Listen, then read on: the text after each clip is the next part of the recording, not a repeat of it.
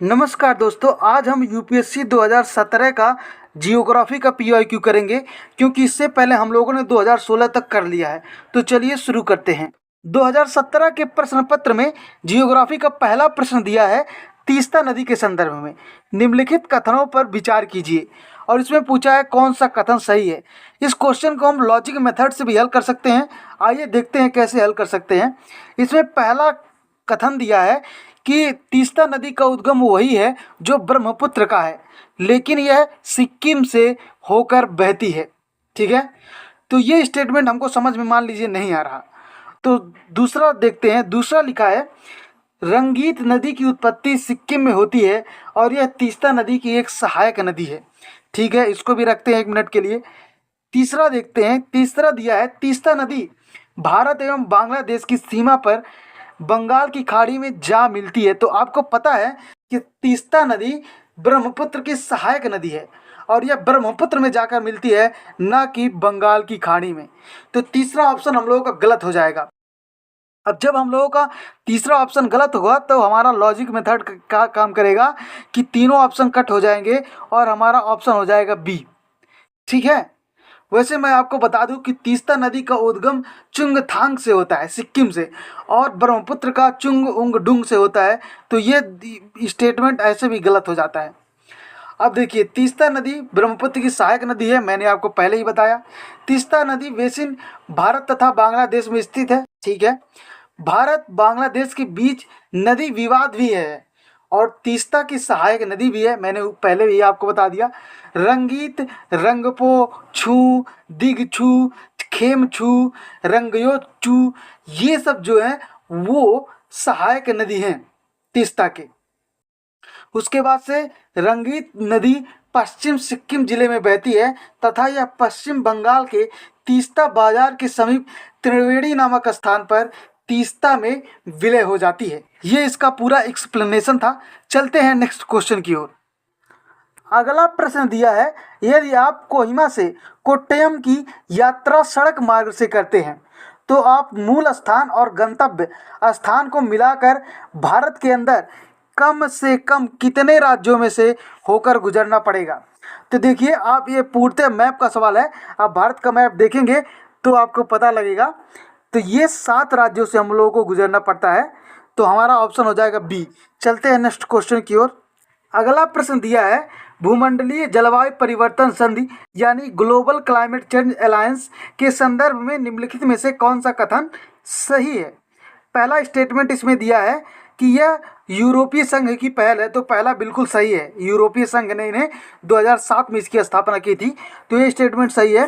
तो एक जहाँ जहाँ है उसे रखेंगे, जहाँ नहीं है उसको काट देंगे। तो हम लोग 50-50 पर पहुँच चुके हैं। ठीक है, अब देखिए दूसरा ऑप्शन। दूसरा दिया है इसमें कि यह लक्ष्याधीन विकासशील देशों को उनकी विकास नीतियों और बजटों में जलवायु परिवर्तन के एकीकरण हेतु तकनीकी एवं वित्तीय सहायता प्रदान करता है। तो बिल्कुल सही बात है, ये इसका मुख्य उद्देश्य है। और 2015 में इसे एक नए चरण में यानी कि global climate change alliance plus के रूप में स्थापित किया गया। और तीसरा ऑप्शन इसमें जो दिया है वो है इसका समन्वय विश्व संसाधन संस्थान और धारणीय विकास हेतु विश्व व्यापार परिषद द्वारा किया जाता है।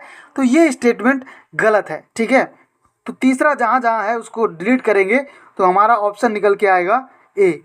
चलते हैं नेक्स्ट क्वेश्चन की ओर। अगला प्रश्न दिया है भूमध्य सागर निम्नलिखित में से किन देशों की सीमा है। अब भूमध्य सागर के बारे में 2015 में भी पूछा है, मैंने वहाँ पर भी बताया था कि ये क्वेश्चन आपका मैपिंग से है। तो यहाँ पर देखिए जॉर्डन से नहीं लगता, तो जॉर्डन जहाँ जहाँ उसको निकालेंगे तो 2 ऑप्शन हम लोगों का निकल जाएगा। जॉर्डन नहीं लगता, इराक से भी नहीं लगता है, तो दूसरा जहाँ है उसको भी निकाल देंगे। तो हमारा ऑप्शन सी बन जाएगा। तो आप जब भी जियोग्राफी का प्रश्न पीवाईक्यू करिए तो आप अपने पास मैप जरूर रखिए। चलते हैं नेक्स्ट क्वेश्चन की ओर। अगला प्रश्न दिया है भारतीय मानसून का पूर्वानुमान करते समय कभी कभी समाचार पत्रों में उल्लिखित इंडियन ओशन डाइपोल के संदर्भ में निम्नलिखित में से कौन सा कथन सही है। पहला स्टेटमेंट दिया है इंडियन ओशन डाइपोल परिघटना उष्णकटिबंधीय पश्चिमी हिंद महासागर एवं उष्णकटिबंधीय पूर्वी प्रशांत महासागर के बीच सागर पृष्ठ तापमान के अंतर से विशेषित होती है। तो ये स्टेटमेंट यहाँ पर जो दिया है ना, पूर्वी प्रशांत, तो पूर्वी प्रशांत में नहीं, ये अरब सागर में होता है, तो ये स्टेटमेंट गलत है।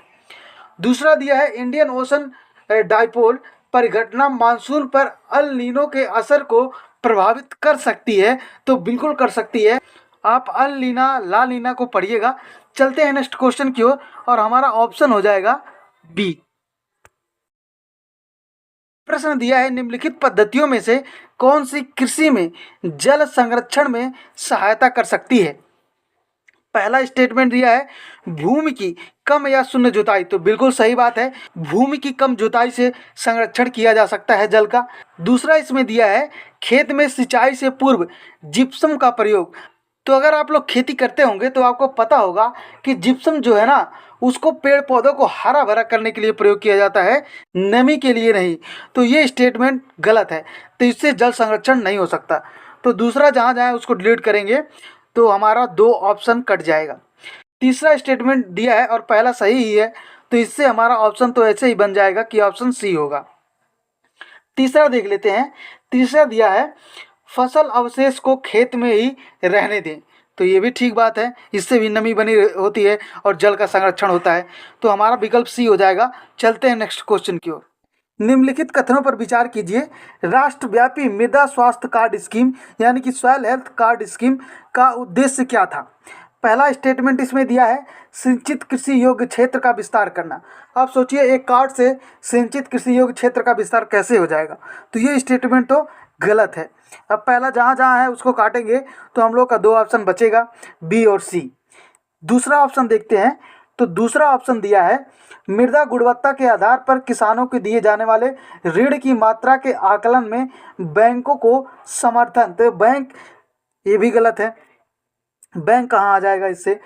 तीसरा ऑप्शन जो दिया है वो दिया है कृषि भूमि के उर्वरकों के अति उपयोग को रोकना। बिल्कुल सही बात है, क्योंकि किसानों को पता नहीं होता है कि हमारी जो ज़मीन है उसे किस चीज़ की आवश्यकता है, जिंक की आवश्यकता है, सल्फर की आवश्यकता है, बोरान की आवश्यकता है, फास्फोरस की आवश्यकता है, किस चीज़ की आवश्यकता है, और वो वैसे ही डालते जाते हैं, ज़्यादा से ज़्यादा खाद प्रयोग करते जाते हैं, यूरिया डाई पोटास डालते जाते हैं। उनको पता नहीं होता कि उस भूमि पर किस तरह की खाद की आवश्यकता है, तो इसीलिए इस कार्ड को बनाया गया था।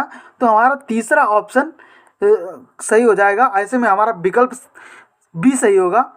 और अगर मैं आपको बता दूं कि इसको शुरू किया गया था मृदा स्वास्थ्य कार्ड को कृषि और किसान कल्याण मंत्रालय द्वारा 5 दिसंबर 2015 को, और इसमें 12 पोषक तत्वों को रखा गया था, जिसमें था पीएच मान उसका क्या है, विद्युत चालकता उसकी क्या है ये बताना, साथ ही carbon, nitrogen, phosphorus, potassium, sulphur, zinc, boron, iron, magnesium और कॉपर, ये सब चीज़ों को ध्यान में रखकर बताया जाएगा किसानों को कि आपकी भूमि पर इस चीज़ की कमी है, उसी हिसाब से वो खाद डालेंगे ताकि उसकी उर्वरक शक्ति बढ़े और पैदावार भी बढ़े।